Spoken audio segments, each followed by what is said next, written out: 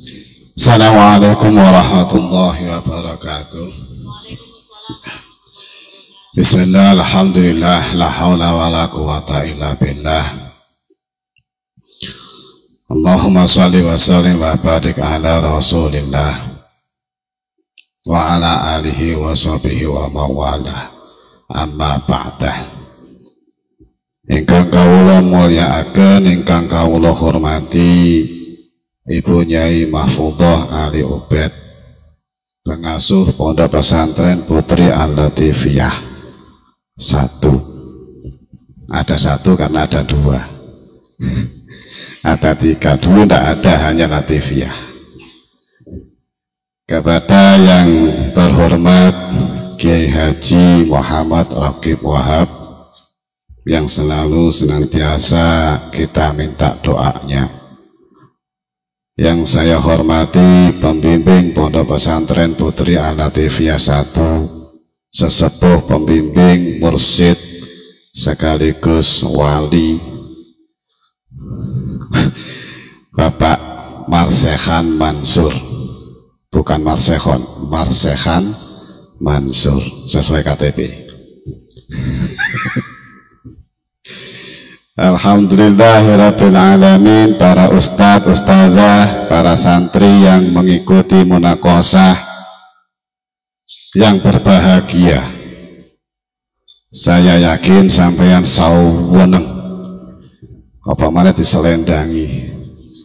Bayar rek, bayar. Alhamdulillahirabbil alamin, malam hari ini acara yang sudah ditunggu-tunggu tanpa ada hujan, tanpa ada mendung, tetap sejuk, nggak ngantuk, acaranya lancar. Alhamdulillahirabbil alamin. Semoga selancar hafalan sampean semua. Ada beberapa yang perlu saya sampaikan malam hari ini, cuman kok judulnya arahan apa ini? Ngapunten boleh. Ini kalau pengarahan belum waktunya lah. Tetapi yang perlu difahami, yang insya Allah belum pernah disampaikan dan belum diketahui oleh para santri Al-Latifiyah 1, bahwa Pondok Pesantren Al-Latifiyah 1 ini dulunya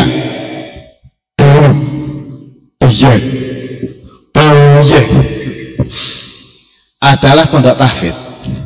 Insya Allah Bunyi Mahfudhah juga baru tahu. Latifiyah 1 itu pondok pesantren tahfidz. Bunyai Layinah, kemudian Bunyai Latifah garwa atau istri dari Mbah Yai Wahab dari Tawangsari itu hafidhah. Mbah Nyai Layinah, pendiri pondok Latifiyah yang kemudian dinamakan Layinah, ribatnya ada ribat As-Salmah, itu bukan As-Salamah, As-Salmah itu ibu saya. Ada Al-Istiqlal dan seterusnya lah. Bunyai Layinah ini hafidhah. Kemudian Bunyai Latifah, istri dari Mbah Yai Wahab, itu juga hafidhah dari Tawangsari. Dilalah abahnya Bunyai Latifah itu Mbah Wahab namanya. Jadi Mbah Wahab punya menantu Mbah Wahab. Bulet dari Tawangsari sepanjang itu juga hafidhah. Murid terakhir dari Bunyai Latifah itu Bulik Barir, putri dari punya Abah Mbah Rohim. Bulik Barir dulu tempatnya di musola, ketika usia muda masih bisa melihat, kemudian sakit panas, kemudian efeknya kepada saraf mata, akhirnya buta, tidak bisa melihat. Beliau ini hafidhah. Itu murid terakhir dari Bunyai Latifah. Bunyai Latifah sendiri meninggal tahun 51. Wah, ini urusan sejarah tak kok aku wis. Saya penulis tim sejarah buku Tawak Beras sehingga paham betul. Ada beberapa yang memang harus disampaikan ke santri Latifiyah agar ini menjadi himmah, menjadi cita-cita dari santri Latifiyah. Sehingga ketika hari ini atau malam hari ini ada munakosah, ini adalah titik balik dari Pondok Pesantren Latifiyah 1. Semestinya nggak perlu buka cabang di depan makam, di sini boleh. Ini karena ini cikal bakal ini pondok tertua, maka berkah sekali sama ada di sini. Tidak semua orang bisa merasakan di sini. Hanya hidayah yang kemudian mengantar sampean semua ada di Latifiyah 1. Tidak sembarang orang ada di Latifiyah 1. Istri saya Latifiyah 1, saya bangga itu. Jadi perlu saya bangga ke Latifiyah 1 ini. Kalau nggak gitu kualat nggak punya mafruḍah aku. Sehingga titik balik ini yang perlu kemudian difahami. 91 anak santri Latifiyah yang malam hari ini melakukan munakosah dan diwisuda resmi hafal meskipun satu juz ini modal yang nggak bisa dinyang bahwa itu tiket golden tiket menuju surga itu 1 juz, nggak usah kakek 1 juz itu sama harus duwe golden tiket asal sama rambut. Tapi nek lali yo golden tiket yang rokok gitu. Tinggal itu tak. Ini golden tiket ini sudahlah. Takziran itu nomor 10 lah. Saya punya oleh sombong sampean. Urusan akhirat itu golden tiket 1 juz. Golden tiket. Maka ini yang perlu saya sampaikan bahwa Latifiyah ini dalam sejarahnya adalah pondok tahfidz. Baru kemudian berkembang karena kebutuhan zaman. Karena kebutuhan zaman maka kemudian berkembang dari tahfidz masuk pada model pembelajaran yang mengikuti pola zaman atau perkembangan zaman. Bahkan hari ini juga Latifiyah tidak kaku, tetap mengikuti perkembangan zaman. Ada buletin, ada YouTube, ada macam-macam lah. Itu mengikuti perkembangan zaman. Tetapi yang perlu dicanangkan di santri Latifiyah adalah meskipun seiring dengan zaman yang berjalan terus, titik awalnya nggak bisa dilupakan bahwa Latifiyah adalah pondok tahfidz. Sehingga hari ini 91 santri Latifiyah yang melakukan munakosah dan hafal 1 juz itu adalah mengulang sejarah yang layak untuk diteruskan dan patut untuk diteruskan.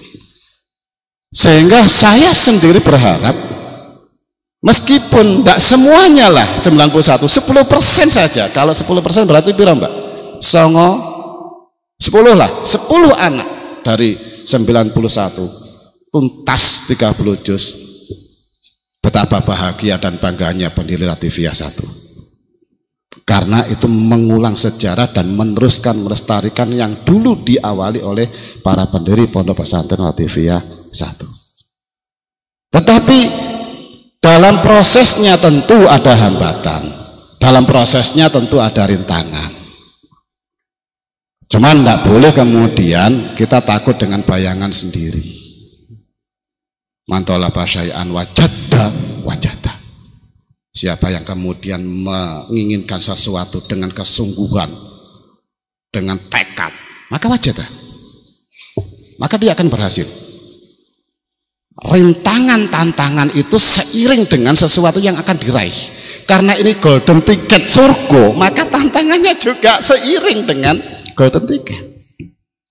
Kalau tantangannya hanya ngantuk, itu bukan golden ticket. Ini golden ticket, tiket dan siapapun yang kepingin, siapapun pingin itu, maka rintangan dan tantangan itu seiring. Nah, malam hari ini perlu saya sampaikan, tidak perlu takut itu. Karena konsepnya jelas dan itu sudah dikasih contoh oleh para masyayikh, para pendiri Pondok Latifiyah 1. Siapa yang nggak kenal Mbah Yai Wahab? Tetapi dengan kelembutan hatinya, dengan prinsip dan konsep pembelajaran yang dimiliki, saya nggak akan paparkan di sini. Saya paparkan besok karena besok ada Zoom dengan PW Pergunu.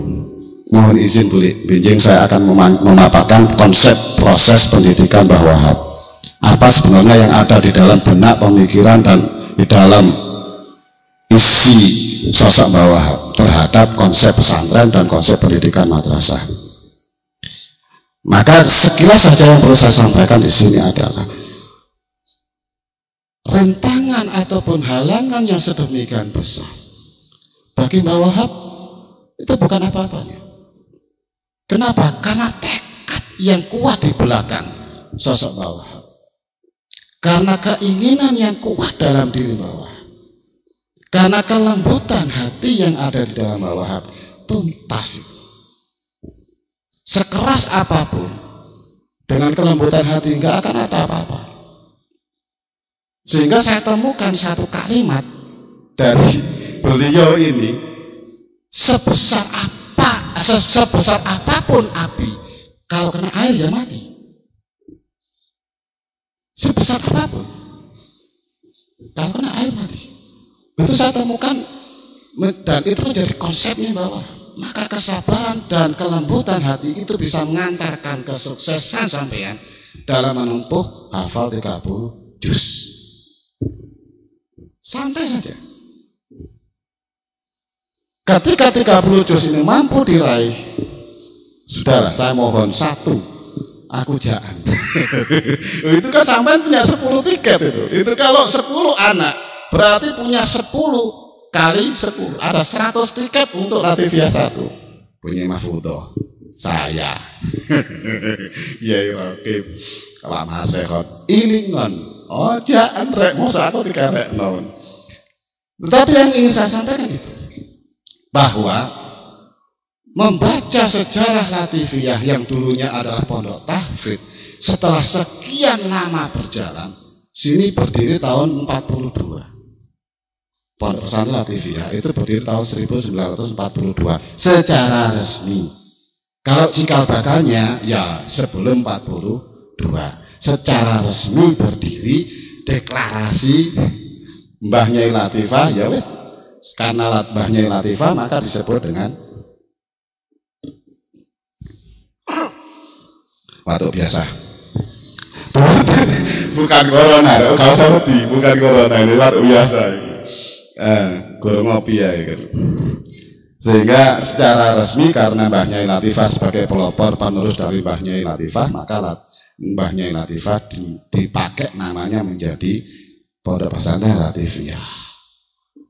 Nah, kedepannya kayak apa? Ini yang perlu kemudian dipegang betul oleh seluruh komponen yang ada di Pondok Pesantren Latifiyah. Ketika sejarahnya ini difahami, ketika semangat pendirian ini dipahami, bahkan kemudian lika-liku sejarah yang ada di Latifiyah ini dipahami, maka rasa cinta kepada Latifiyah akan hilang. Cinta terhadap Latifiyah akan abadi. Cinta terhadap Latifiyah teriring dengan tawasul doa yang setiap malam akan terlantun. Karena itu solusi dari memecahkan rintangan dan halangan. Satu saja, hafalkan semua nama-nama pendiri Latifiyah. Siapa-siapa yang sudah almarhumin di kelompok Latifiyah, pendirinya siapa, dari Mbah Nyai Laminah, Mbah Yah Latifah, sampai terusnya, sampai di titik terakhir. Kuncinya di situ. Dan ini saya ngambil dari apa yang disampaikan oleh Mbah Nyai Wahab. Apa yang disampaikan, saya yakin kalau Mbah Nyai Wahab, ibunya Nyai Mahfudho ini menyampaikan, saya yakin itu sumbernya Mbah Wahab. Karena beliau adalah istrinya Mbah Wahab. Saya yakin sumbernya adalah Mbah Wahab. Kuncinya adalah tawasul. Setelah saya pahami sejarahnya dan seterusnya, saya pahami tokoh-tokohnya, rintangan lika-liku yang ada di Latifiyah, maka tawasul sebagai ikatan bagi santri Latifiyah dimanapun berada, baik yang ada di sini ataupun yang sudah ada di rumah atau di manapun, alumni Latifiyah, kuncinya ikatan yang bisa menjamin keberlangsungan adalah tawasul. rintangan sebesar apapun, saya masih ingat betul Mbah Nyai Wahab itu kalau nanti kok, rintangan sebesar apapun, tawasul adalah kuncinya.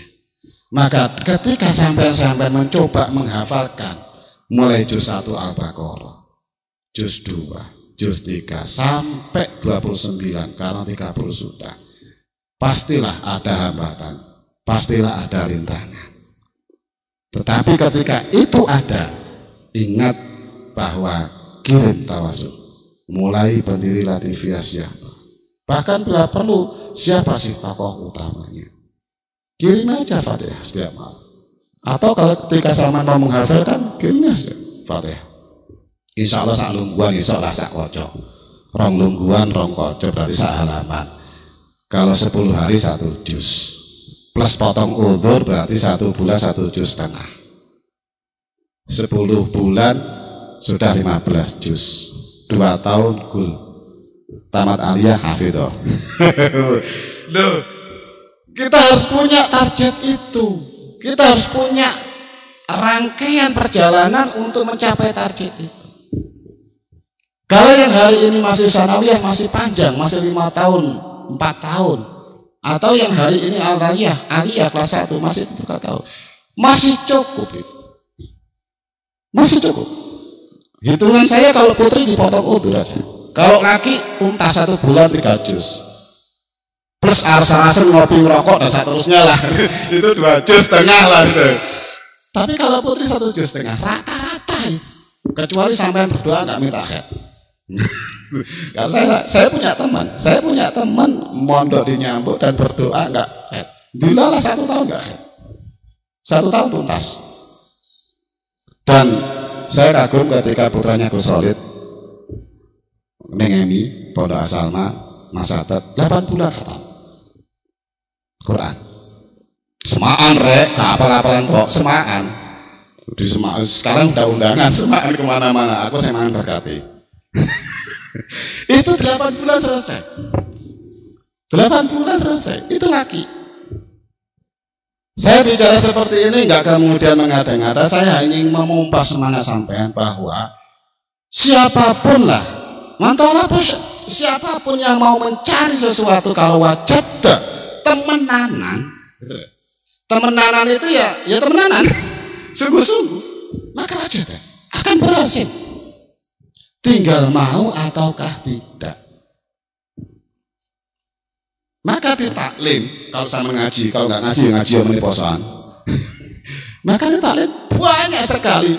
Fayam bagi li talibil ilmi Allah yastaghilla syai'an ghaira ilmi. Sebaiknya atau seyogyanya santri tidak sibuk memikirkan sesuatu selain ilmu. Fayam bagi, wakeh wis fayam bagi nanggone taklim. Apa sih intisari dari yang disampaikan di situ? Bahwa semuanya mudah, bahwa semuanya bisa diraih. Persis apa yang disampaikan tadi perwakilan. Semuanya mudah, semuanya bisa diraih. Tinggal mau ataukah tidak. Zaman mau melakukan semua aktivitas yang ada di Latifiyah, tertib aturan yang ada di Latifiyah, mudah. Mau ataukah tidak. Sama mau melanggar aturan Latifiyah mudah. Karek gelem apa ora? Zaman mau tidur sehari semalam gampang. Karek gelem apa ora? Jadi apapun semuanya mudah, nggak ada yang sulit. Pinter iki gampang, apa iku gampang. Sak wali ngapunten, saya bahasanya kasar. Goblok iki yo gampang. Tinggal gelem apa ora. Karena sejarah Latifiyah sudah membuktikan itu. Nah, berangkat dari situ, saya berharap, karena ini saya mencoba mengarahkan kita arah noise.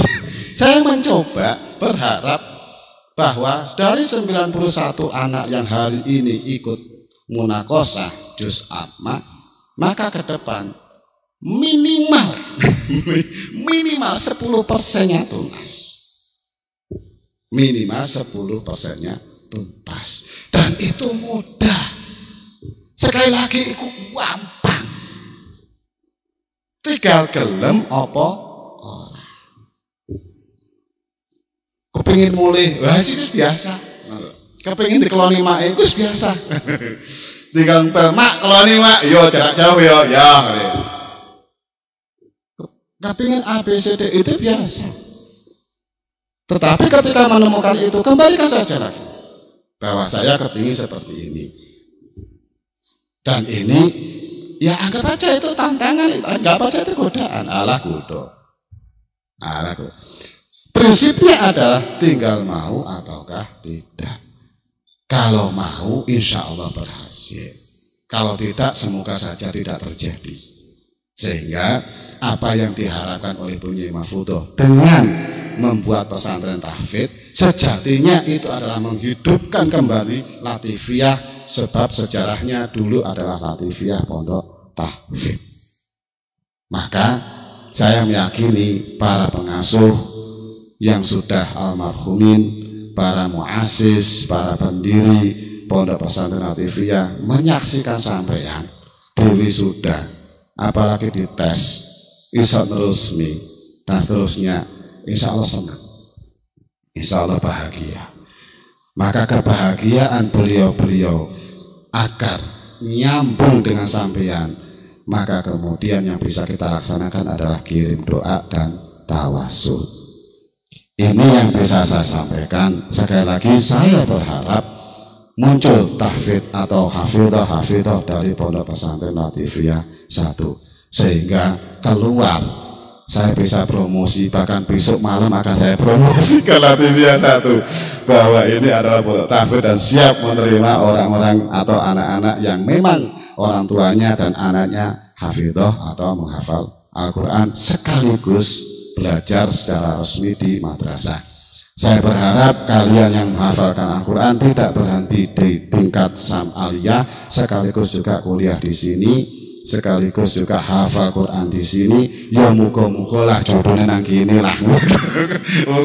Karena saya punya impian, belum saya sampaikan kepada Bunyai Mahfudzoh. Saya punya impian bahwa tenaga pendidik yang ada di Latifiyah adalah alumni Latifiyah 1. Tenaga pendidik yang ada di Latifiyah 1 adalah alumni Latifiyah 1. Rentetannya kayak apa, nalar logikanya kayak apa, pikiran dewi. Tapi saya punya impian betapa dahsyatnya kalau Latifiyah 1 tenaga pendidiknya, entah itu Quran, entah itu yang lainnya, adalah alumni Latifiyah 1. Terima kasih. Matur suwun. Wafaqana Allah lima yuhibbu wa yarda. Assalamualaikum warahmatullahi wabarakatuh.